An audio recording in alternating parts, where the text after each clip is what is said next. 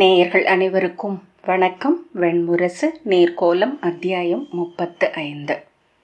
பெருங்கை வேழம். நிஷத நாட்டு எல்லைக்குள் நுழையும் பாதையின் தொடக்கத்திலேயே திரௌபதி தருமனிடமிருந்து சிறு தலையசைவால் விடை பெற்று கொண்டாள். சென்று வருகிறேன் என்று சொல்ல அவள் நெஞ்செழுந்தும் கூட உதடுகளில் நிகழவில்லை. தருமன் திரும்ப தலையசைத்தார். அவள் சிறு பாதையில் ஒன்றை தொடர்ந்து ஒன்றென விழுந்த தன் காலடிகளை நோக்கியபடி நடந்தாள். ஒருபோதும் அவ்வாறு தன் காலடிகளை தான் நோக்கியதில்லை என்பதை 2 நாட்களுக்கு முன்னரே அறிந்தாள். கிளம்பி செல்லவிருந்த பீமனை, நீங்கள் அடுமனையிலும் புழக்கடைகளிலும் புழங்கியிருக்கிறீர்கள் இளையவரே, நான் எதையும் நோக்கியதில்லை. ஏவர் பெண்டுகளின் இயல்புகளில் முதன்மையானதென்ன என்றாள். தலை குனிந்து நிலம் நோக்கி நடப்பது என்று பீமன் சொன்னான்.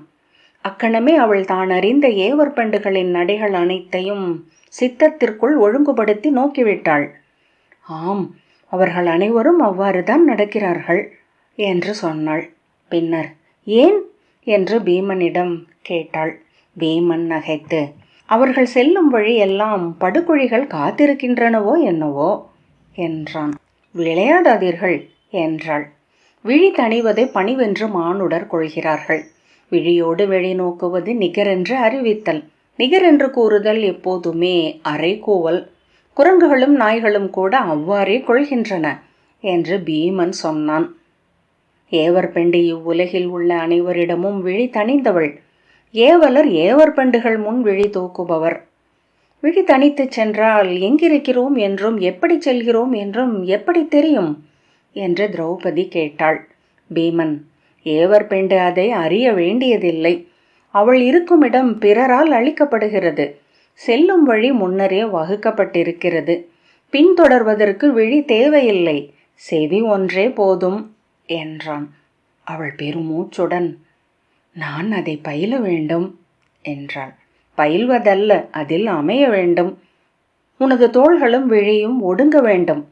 அவள் நிமிர்ந்து அவன் விழிகளை சில கணங்கள் நோக்கிவிட்டு, என்னால் அது இயலும் என்று எண்ணுகிறீர்களா என்றாள். அவன், உண்மையை சொல்வதென்றால் ஒரு கணமும் உன்னால் அது இயலாதென்றே தோன்றுகிறது என்றான். சைரந்திரியாக நான் எப்படி அவ்வரண்மனையில் இருப்பேன்? என்னால் எண்ணவே கூடவில்லை என்று விழி திருப்பி அப்பால் இருந்த காட்டை நோக்கியபடி திரௌபதி சொன்னாள். ஆனால் அது நிகழ்ந்துவிடும் என்றும் தோன்றுகிறது என்றான் பீமன். அவள் அவனை ஐயத்துடன் நோக்கி, எவ்வாறு என்றாள். உன்னில் எழவிருக்கும் சைரந்திரி யார் என்று நமக்கு தெரியாது. இச்சிக்கல்கள் அனைத்தையுமே புரிந்து கொண்டு தன்னை உருமாற்றி நேற்றில்லாத ஒரு தீயனை எழக்கூடும் அவள் என்றான் பீமன். புரியாமல் ஆனால் என்று பின் புரிந்து கொண்டு, அவ்வாறே நிகழ்க என்று தலையசைத்து திரௌபதி பேசாமல் இருந்தாள்.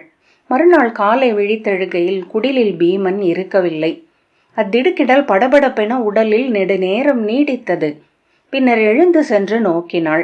நீராடி வந்து ஈரக்குழலை தோளில் பரப்பி மடியில் கை வைத்து கிழக்கு நோக்கி ஊழத்தில் அமர்ந்திருந்த தருமனின் அருகே சென்று, கிளம்பிவிட்டார் என்றாள். ஆம் என்று அவர் சொன்னார். மீண்டும் மெழுகு உறைவது போல் அவரில் ஊழ்கம் நிகழ திரும்பி வந்து பீமன் படுத்திருந்த இடத்தை பார்த்தாள். பீமன் எடுத்துக்கொண்டிருந்த இடம் என்னவென்பது அப்போதுதான் தெரிந்தது. நிலை அழிந்தவளாக குடிலுக்கு வெளியே வந்து சூழ்ந்திருந்த வறண்ட குறுங்காட்டில் சுற்றி வந்தாள். விடிந்த பின்னரே அவளால் காட்டுக்குள் செல்ல முடிந்தது. சுனைக்கு சென்று நீராடி மீள்கையில் தன்னுள் இருந்து கொண்டே இருந்த அச்சத்தையும் பதற்றத்தையும் உணர்ந்த போது ஒரு எண்ணம் எழுந்தது. பீமன் இல்லாத போது தான் அரசி அல்ல. இக்காடுகளை, விலங்குகளை, மானுடரை, விண்ணோரை ஒரு கணமும் அஞ்சியதில்லை. அடுத்த பொழுது உணவென்ன என்று எண்ணியதில்லை. விரும்பிய ஒன்று கைப்படாதிருந்திருக்க கூடும் என்று ஐயம் கொண்டதே இல்லை. அங்கு இந்திரபிரஸ்தம் என்றும் அஸ்தினபுரி என்றும் காம்பில்யம் என்றும் எழுந்துள்ள பெரு நகரங்கள் அல்ல. அறமுணர்ந்தவனோ வில்லெடுத்தவனோ இணைத்தம்பியரோ அல்ல. தந்தையோ உடன் பிறந்தவனோ அல்ல. பீமன் ஒருவனால் மட்டுமே பேரரசு என்று இப்புவியில் நிலைநிறுத்தப்பட்டேன்.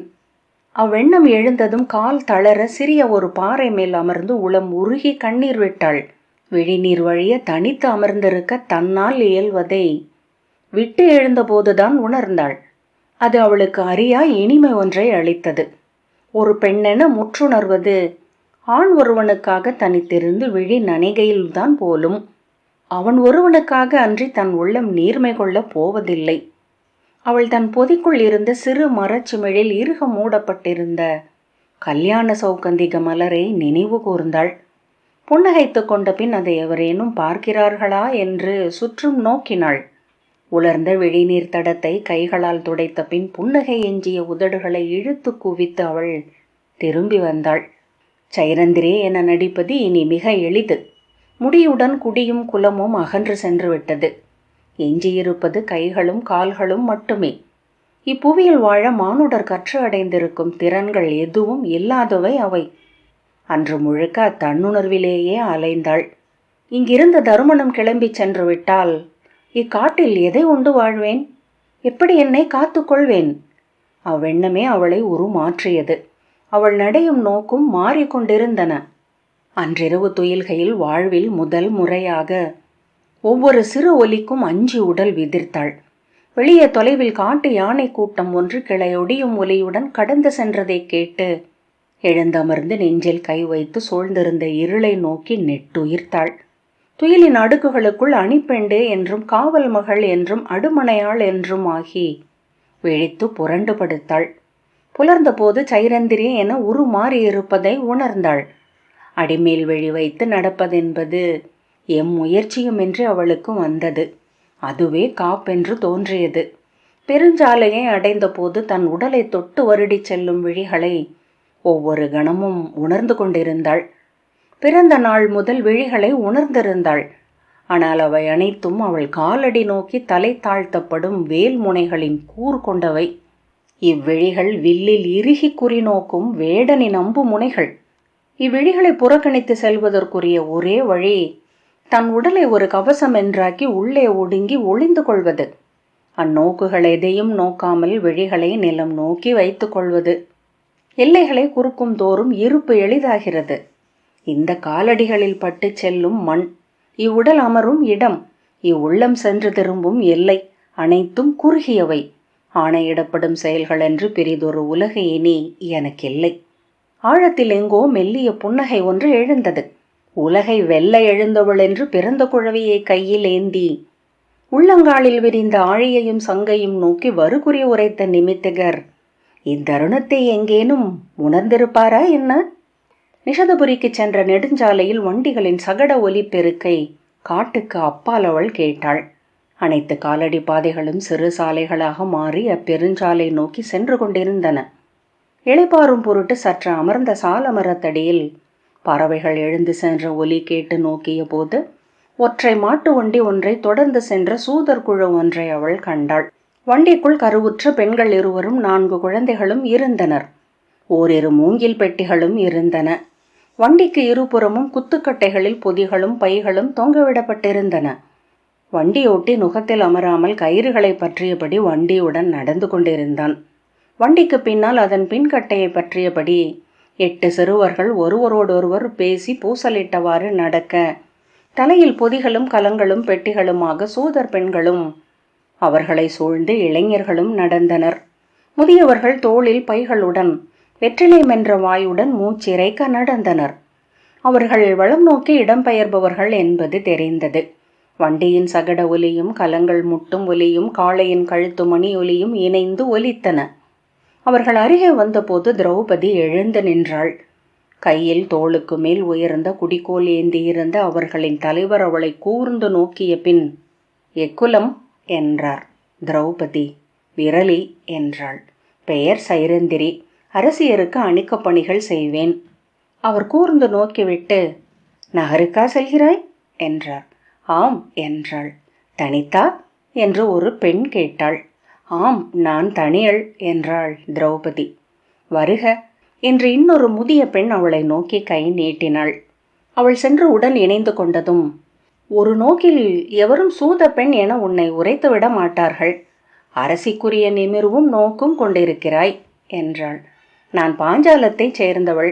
எங்கள் அரசியும் நெடுந்தோற்றம் கொண்டவர் என்றாள் திரௌபதி.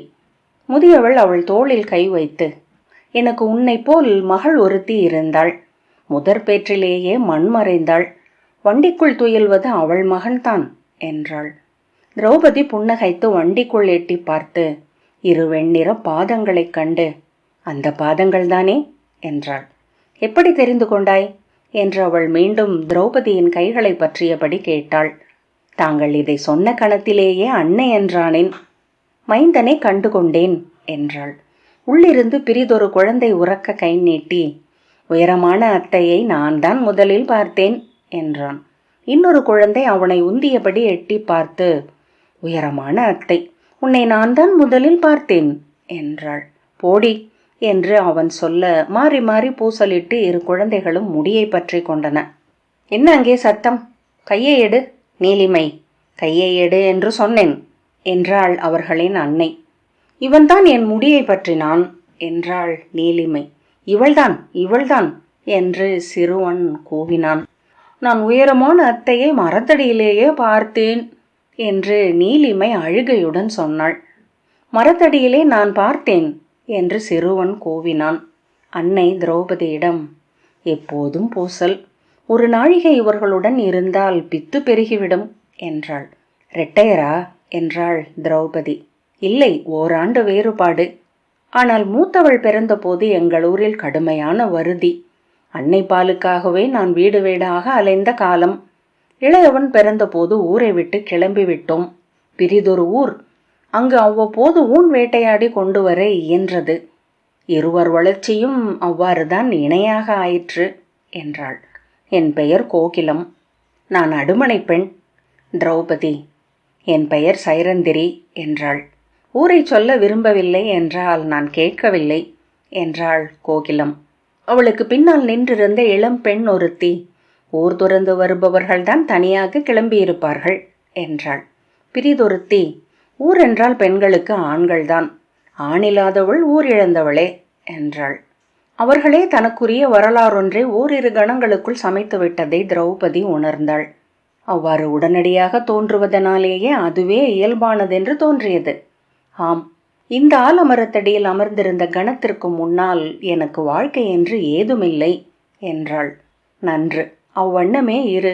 பெண்கள் விழைந்தது போல் வாழ்க்கை அமைவது மிக அரிது. விரும்பாத வாழ்க்கையை எண்ணத்திலிருந்து முற்றிலும் வெட்டி விலக்கிக் கொள்ளும் பெண்ணே மகிழ்ச்சியுடன் வாழலாகும். அக்கணத்துக்கு முன்னால் உனக்கு என்ன நிகழ்ந்திருந்தாலும் அவை அனைத்தும் இப்போது இல்லை. இனி நிகழ்வனவே உன் வாழ்க்கை, அது இனிதென்றாகுக என்று கோகிலம் சொன்னாள். என் பெயர் மலையஜை என்று சொன்ன இளையவள், நீ உணவருந்தியிருக்க வாய்ப்பில்லை என்றாள். ஆம் என்றாள் திரௌபதி. உணவுக்காக இன்னும் சற்று நேரத்தில் வண்டிகளை நிறுத்துவோம். அங்கு நீ எங்களுடன் உணவருந்தலாம். நிஷதத்தின் எல்லைக்குள் நுழைந்தது முதல் உணவுக்கு எக்குறையும் இல்லாதிருக்கிறது. பேரரசி தமயந்தியின் ஆட்சி காலத்தில் அவர்கள் அமைத்த 3000 அன்ன நிலைகள் இப்பகுதி எங்கும் உள்ளன. இடையில் இங்கு அரசின்மை நிலவிய போது கூட அருகநெறியினர் அவற்றை குறைவிலாது ஓம்பினர். ஓர் அன்ன நிலையில் பெற்ற உணவை உண்டு பசி எழுவதற்குள் அடுத்த அன்ன நிலைக்கு சென்று விடலாம் என்றாள் மலையஜை. திரௌபதி, இன்னும் எத்தனை தொலைவு நிஷதபுரிக்கு என்றாள். விராட நகரி இங்கிருந்து 8 அன்னச்சத்திரங்களின் தொலைவில் உள்ளது. களிற்று யானை நிறை போல கரிய கோட்டை கொண்டது. கவந்தனின் வாய் போல அருகணைபவரெல்லாம் அதன் வாயிலினூடாக உள்ளே சென்று மறைகிறார்கள். எத்தனை நீர் பெய்தாலும் நிறையாத கலம் போல ஒவ்வொரு நாளும் உள்ளே நுழைந்து கொண்டிருக்கும் எங்களை போன்ற அயலவருக்கு அங்கு இடம் இருக்கிறது.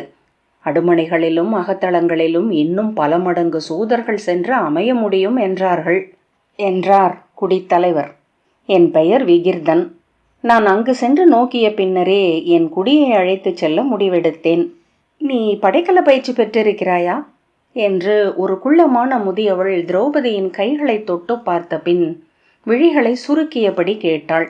அக்குழுவில் இணைந்த தருணம் முதல் அவள் தன்னை கூர்ந்து நோக்கி கொண்டிருப்பதை திரௌபதி உணர்ந்திருந்தாள்.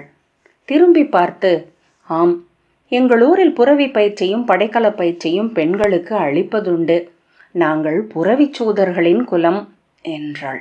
மலையஜை, அவள் பெயர் மிருகி, எப்போதும் ஐயம் கொண்டவள் என திரௌபதியிடம் சொல்லிவிட்டு, புரவிச்சூதர்களுக்கு படைக்கல பயிற்சி அளிக்கும் பழக்கம் மகதத்திலும் அயோத்தியிலும் உண்டு என்பதை அறிய மாட்டாயா என்றாள். ஆம், தேவை என்றால் அவர்கள் போர்களில் ஈடுபடவும் வேண்டும். ஆனால் பெண்களுக்கு அப்பயிற்சிகள் அளிக்கப்படுவதை இப்போதுதான் அறிகிறேன் என்றார் விகிர்தர். அத்தனை பெண்களுக்கும் அளிக்கப்படுவதில்லை. இளவயதிலேயே எனது தோள்கள் போருக்குரியவை என்று என் தந்தை கருதினார். ஆகவே அப்பயிற்சியை எனக்கு அளித்தார் என்று திரௌபதி சொன்னாள். மிருகியின் விழிகளில் ஐயம் எஞ்சி இருந்தது. ஆனால், ஆம், உனது உடல் உனக்கு என்றும் பெரிய இடரே. எவ்விழியும் வந்து இறுதியாக நிலைக்கும் தோற்றம் உனக்கு அமைந்துள்ளது. அரச குடியினர் உன்னை விரும்புவர். அவர்கள் விரும்புவதனாலேயே இடர்களுக்குள்ளாவாய். தோள்களை குறுக்கிக்கொள், குரல் எழாது பேசு.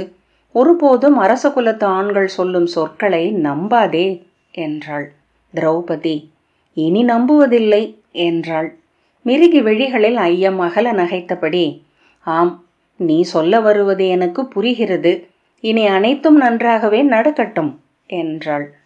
அவர்கள் தழைத்து கிளை விரித்து நின்றிருந்த அரச மரத்தடி ஒன்றை அணுகினர். சூதர்கள் இருவரும் முன்னால் சென்று அந்த இடத்தை நன்கு நோக்கிவிட்டு கை காட்ட, வண்டியை ஓட்டியவர் கயிற்றை இழுத்து அதை நிறுத்தினார். கட்டைகள் உரச சகடங்கள் நிலைத்து வண்டி நின்றதும் சூத பெண்கள் உள்ளிருந்து குழந்தைகளை தூக்கி கீழே விட்டனர். அவை குதித்து கூச்சலிட்டபடி அரச மரத்தை நோக்கி ஓடின. கருவற்றிருந்த பெண்களை கைப்பற்றி மெல்ல கீழே இறக்கினர். அவர்களில் ஒருத்தி குருதி இல்லாமல் வெளுத்திருந்த உதடுகளுடன் அவளை நோக்கி புன்னகைத்து, இக்குழுவில் ஆண்களின் தலைக்கு மேல் எழுந்து தெரிகிறது உங்கள் தலை என்றாள். அதை மட்டும் நான் ஒன்றும் செய்வதற்கில்லை என்று திரௌபதி சொன்னாள். ஏன் தலை தணிக்க வேண்டும்? நிமிர்ந்து நடுவுங்கள். சூதர்களில் ஒருவர் தலை நிமிர்ந்து நடந்தார் என்று நாங்கள் எண்ணிக்கொள்கிறோம் என்றாள் அவள். அவள் கைகளை பற்றி கொண்டு, எத்தனை மாதம் என்று திரௌபதி கேட்டாள். 7 என்ற பின் கையை இடையில் வைத்து மெல்ல நெளித்து, இந்த வண்டியில் அமர்ந்து வருவதற்கு நடந்தே செல்லலாம். நடனமிட்டபடி செல்வது போல் உள்ளது என்றாள். என் பெயர் சிம்ஹி. அதோ அவர்தான் என் கணவர். அவள் சுட்டி காட்டிய இளைஞன் பெரிய பற்களை காட்டி புன்னகைத்தான். அவர் பெயர் அஸ்வகர். நலமன்னர் இயற்றிய அடுதொழில் நூலை உளப்பாடமாக கற்றவர். எங்களுள் அவர் ஒருவரே. சிம்ஹிக்கு பின்னால் இறங்கிய கருவுற்ற பெண் 18 வயது கூட அடையாதவள். சிறுமியருக்குரிய கண்களும் சிறிய பருக்கள் பரவிய கன்னங்களும் கொண்டிருந்தாள். அவளும் உதடுகள் வெளுத்து கண்கள் வறண்டு தோல் பசலை படர்ந்து வண்ணமிழந்த பழைய துணி போல் இருந்தாள். உனக்கு எத்தனை மாதம் என்று திரௌபதி கேட்டாள். 6 என்று அவள் சொன்னாள். பின்னர் விழிகளை திருப்பி வேறெங்கோ நோக்கினாள். சிம்ஹி, அவள் பெயர் சவிதை. அவளிடம் பேசவே முடியாது என்றாள். ஏன் என்று திரௌபதி கேட்டாள். இப்புவியே அவளுக்கு தீங்கிழைக்கிறது என்று எண்ணிக்கொண்டிருக்கிறாள். அவள் கணவன் அவளை கொல்லும் நஞ்சொன்றையே கருவாக அவள் உடலில் செலுத்தி இருப்பதாக நேற்று சொன்னாள். அக்கரு வளர்ந்து தன்னை கிழித்து கொண்டுதான் வெளியே வரும் என்று ஒவ்வொரு நாளும் கனவில் காண்கிறாள். திரௌபதி சவிதையின் கைகளை பற்றி கொண்டு, என்ன கனவு அது? அவள் கைகள் குளிர்ந்து இறந்த மீன்கள் போல் இருந்தன. கையை உருவ முயன்றபடி, ஒன்றுமில்லை என்று சொன்னாள். அத்தகைய கனவுகள் வராத கருவுற்ற பெண்கள் எவரும் இல்லை என்றாள் திரௌபதி. ஆம், எனக்கு தெரியும் என்றாள் அவள். சரி, நான் சொல்கிறேன். நீ கருவால் உயிர் துறக்கப் போவதில்லை. 60 ஆண்டு வாழ்ந்து உன் 3ஆம் கொடி வழியினரை கண்ட பின்னரே இங்கிருந்து செல்வாய். போதுமா என்றாள் திரௌபதி. அவள் விழிகளையும் சொல்லுறுதியையும் கேட்ட கோகிலம், தெய்வ சொல் கேட்டது போல் உள்ளது அம்மா என்றாள். சவிதை சினத்துடன், அதை சொல்ல நீங்கள் யார் என்று கேட்டாள். சுளித்த உதடுகளுக்குள் அவள் பற்கள் தெரிந்தன. சொல்வதற்கு எனக்கு ஆற்றல் உண்டு என்றே கொள் என்றாள் திரௌபதி. சவிதை முகம் திருப்பிக் கொண்டாள். அரச மரத்தடியில் பெண்கள் ஒவ்வொருவராக அமர்ந்து கொண்டனர். ஆண்கள் வண்டியிலிருந்து பொதிகளையும் பெட்டிகளையும் கலங்களையும் இறக்கி வைத்தனர். பொதி சுமந்து வந்த பெண்கள் முதுகை நிலம் பதிய வைத்து மல்லாந்து படுத்தனர். கலங்களில் இருந்து கடுங்களை மூங்கில் குவளைகளில் ஊற்றி ஆண்கள் கைகளில் எடுத்து கொண்டனர். பெண்கள் துணி பொதிகளை அவிழ்த்து உள்ளே வாழை இலையில் பொதிந்து தீயில் சுட்டெடுத்த அரிசி அப்பங்களை எடுத்து குழந்தைகளுக்கு அளித்தனர். ஒருவரோடொருவர் பூசலிட்டு கூவி சிரித்தபடி குழந்தைகள் அவற்றை வாங்கி கொண்டனர். தேங்காய் சேர்த்து பிசைந்து சுடப்பட்ட பச்சரிசி அப்பம் அந்த வழிநடை பசிக்கு மிக சுவையாக இருப்பதாக அவளுக்கு தோன்றியது. மிருகி, நான் ஊனுணவு மிகுதியாக உண்ண வேண்டும் என்கிறார்கள். 4 மாதம் எதை உண்டாலும் வெளியே வந்து கொண்டிருந்தது. உண்மையில் இப்போது ஓரிரு மாதங்களாகத்தான் வயிறு நிறைய உண்கிறேன். ஆயினும் முன்பு வாயுமிழ்ந்த நினைவு எழும்போது மேற்கொண்டு உண்ண முடியவில்லை என்றாள். அதற்கு எளிய வழி, உன் வயிறு ஒரு சிறிய குருவிக்கூடு. அதிலுள்ள குஞ்சு ஒன்று சிவந்த அலகை பிளந்து சிறு சிறகுகளை அடித்தபடி எம்பி எம்பி இந்த உணவுக்காக குதிக்கிறது என்று எண்ணிக்கொள்வதே. ஒரு துண்டு கூட வீணாகாமல் உண்பாய் என்றாள் திரௌபதி. அவள் முகம் மலர்ந்து, ஆம், அதை கேட்கையிலேயே மெய் விதிர்ப்பு கொள்கிறது என்றபடி திரௌபதியின் கைகளை தொட்டாள். கோகிலம், நன்றாக பேசுகிறாய், கதை சொல்வாயா என்றாள். நிறைய கதை கேட்டிருக்கிறேன், எதையும் இதுவரை சொன்னதில்லை என்றாள் திரௌபதி. நீ எதில் தேர்ந்தவள் என்றாள் மிருகி. அணிச்சேடி வேலையை செய்ய முடியும் என்று எண்ணுகின்றேன். காவல் பெண்டாகவும் அமைவேன் என்றாள் திரௌபதி. அதை அடுமனைகளில் செய்ய முடியுமா என்ன? அதற்கு அரண்மனை பழக்கம் இருக்க வேண்டுமே என்றாள் கோகிலம். அவளை பார்த்தாலே தெரியவில்லையா அவள் அடுமனை பெண் அல்ல என்று? அரண்மனைகளில் வளர்ந்தவள் அவள் என்றாள் மிருகி. திரௌபதி, எப்படி தெரியும் என்றாள். உன் கால்களை பார், அவை நெடுந்தூரம் வழி நடந்தவையாயினும் எங்களைப் போல இளமையிலிருந்தே மண்ணை அறிந்தவை அல்ல. கடுநடையில் வளர்ந்த கால்களின் விரல்கள் விலகி இருக்கும், பாதங்கள் இணையாக நிலம் பதியாது. திரௌபதி புன்னகையுடன், மெய்தான், நான் அரண்மனையில் வளர்ந்தேன் என்றாள். நீ சொல்ல மறுக்கும் அனைத்தும் அரண்மனைகளில் நிகழ்ந்தவை என்றாள் மிருகி. அவளை கூர்ந்து நோக்கியபடி, அழகிய சூத பெண்கள் அனைவருக்கும் ஒரு பெருங்கலத்தை நிறைக்கும் அளவுக்கு நஞ்சும் கசப்பும் நெஞ்சில் இருக்கும் என்றாள். திரௌபதி, கடுங்கசப்பு என்றாள். கோகிலம், ஆம், உன் புன்னகை அனைத்திலும் அது உள்ளது. நீ சிறுமி செய்யப்பட்டாயா என்றாள். ஆம் என்றாள் திரௌபதி. எங்கு என்றாள் சிம்ஹி. அவை முன்பு என்றாள் திரௌபதி. அவை முன்பா என்றபடி இரு பெண்கள் எழுந்து அருகே வந்தனர். அவையிலா என்றனர். ஆம் என்று குனிந்த அப்பத்தை தின்றபடி திரௌபதி சொன்னாள். கோகிலம், பெண்களுக்கு சிறுமையெல்லாம் தனி அறையில்தான், அவை முன்பில் என்றால் என்றாள். மிருகி சீற்றத்துடன், சிறுமையில் பெரிதென்ன சிறிதென்ன? தன்மேல் மதிப்பில்லாத ஆண் ஒருவனால் வெறும் உடலென கைப்பற்றி புணரப்படும் சிறுமைக்கு அப்பால் எவரும் பெண்ணுக்கு எச்சிறுமையையும் அழித்துவிட முடியாது என்றாள். மூச்சு சீர, புணர்ச்சி செயலே அவ்வாறுதான் அமைந்துள்ளது. பற்றி ஆட்கொண்டு கசக்கி முகர்ந்து துய்த்து துறந்து செல்லுதல், எச்சில் இலை என பெண்ணை உணரச் செய்தல் என்றாள். கோகிலம், நாம் அதையேன் பேச வேண்டும் என்றாள். மிருகி, நீ அரண்மனைகளில் பணியாற்றியதில்லை என்றாள். கோகிலம், அது என் நல்லுள் என்றாள். சிம்ஹி, உணவின் போது கசப்புகளை பேச வேண்டியதில்லை என்றாள். ஆயினும் அவை நடுவே என்றாள் கோகிலம். என்னவே முடியவில்லை. மிருகி, கேளடி, இருண்ட அறையில் எவருமே இல்லாமல் கீழ்மைப்பட்டு தன் உடலை அளிக்கும் ஒரு சூத பெண் கூட 10,000 பேர் நோக்கும் அவை முன்புதான் அதற்கு ஆளாகி கொண்டிருக்கிறாள். இல்லை என்று சொல் பார்க்கலாம் என்றாள். கோகிலம், எனக்கு தெரியவில்லை என்றாள். அப்போதும் பிறந்திருக்காத தலைமுறையினரும் அதை பார்க்கிறார்கள், அறிக என்றாள் மிருகி. சிம்ஹி பதற்றத்துடன், நாம் இந்த பேச்சையே விட்டு விடுவோமே என்றாள். கோகிலம், ஆம், நாம் இதை பேச வேண்டியதில்லை என்றாள். மிருகி, பெண்ணுக்கு இழைக்கப்பட்ட சிறுமைக்கு குருதியை மட்டுமே நிகர் வைக்க முடியும். அப்பெண்ணின் மைந்தனதை செய்ய வேண்டும். அக்குருதியை அவன் முலைப்பால் என அள்ளி குடிக்க வேண்டும். போதும் என்றாள் சிம்ஹி. விகிர்தர் அரை துயில் மயங்க அஸ்வகனும் 2 இளஞ்சூதர்களும் வெள்ளமிட்ட கொதிக்கும் மண்ண நீரை ஒரு கலத்தில் கொண்டு வந்தனர். மூங்கில் குவளைகளில் விட்டு அவர்களுக்கு அளித்தனர்.